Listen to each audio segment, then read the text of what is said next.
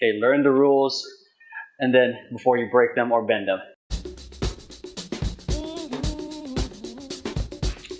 Alright guys, welcome back to the studio, which is, essentially my apartment. It's a little bit more organized than before. I actually got this bad boy now, a little bit cleaner here.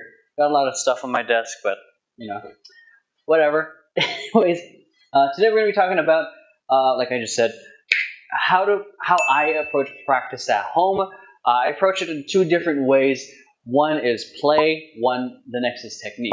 Okay, I think the most important thing when it comes to your dancing and being able to just move freely is not to overexert yourself consistently. Because if you practice so hard, you have a dance hangover, you're out for the next 2-3 days, and then you lose time in practice. So the way I like playing in terms of practice is, I have music running, and then I'm doing it very chill. Like the moves are still kind of extended depending on what I feel like practicing. Okay, notice like for those of you who do choreo, it's almost like you're marking it. Like this is like when you mark moves. This is not a mark. Okay, marking is when you're still fully extending your moves, but not exactly like overkill. Okay, there's a time and place for that. The way I do it most of the time is like 80% is just you like going through perfecting your technique. Bah, bah. How can you do your moves without overexerting yourself, and at the same time still be able to be creative? Because when we're in the middle of performing, of a cipher, of a freestyle, whatever it is, thinking is out the window, and the minute you think, it disrupts the flow of your moves. But playing, which is like not that much, like 80% exertion, you can think about the moves. Like I can go here, boom, boom, boom, okay, boom, okay. And it's even better if you have a mirror or if you're filming yourself, because then it's hard to from there you can actually pay attention to your technique. Drop it here, boom, okay, boom, okay, and continue playing. I'm not insanely exerting myself too much, but I'm allowing myself to go through movements that I enjoy, obviously to music, but I'm not trying to have music playing right now. I'll probably have that as B-roll, but it's giving you an idea of like your body can move, you're allowing you to explore, and then occasionally, when you're ready, when you're really feeling the song or you really want to push for the energy, do that. Like go for a much more full out, like boom, boom, full out kind of execution. Okay, so because the main thing is not just practice. Practice is a huge part, but the main thing is like you're practicing a skill.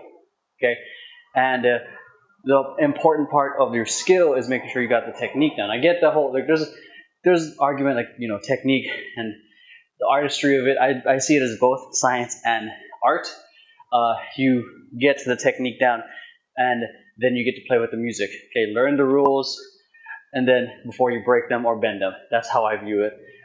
That's one way to approach it. Play. The next version I do is reps.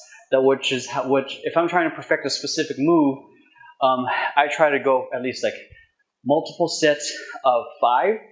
Okay, then rest 5 minutes, 10 minutes.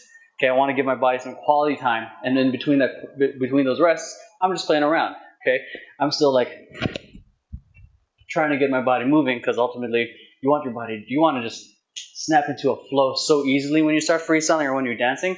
That's the beauty of just playing around, because if you are just staying still and you're in a cipher or you're about to do some choreo and you explode with energy, you can potentially just mess up the flow and get overly excited and not have the control you want because of all the energy that's just pent up from this. But from playing or just grooving, okay, that helps. And now in terms of reps, you can practice a specific move that you've been wanting to do, for 5 times. Like I said, you practice pretty much one move that you want to do, and then you keep going. So one move that I've been wanting to do, and I love the space of this because it gives me that opportunity to, is just a shoulder freeze to forearm freeze. I haven't really practiced that many freezes or any stacks, to be honest. Honestly, never put the time into it. But that's honestly one of the things that kind of happened naturally when I was playing around.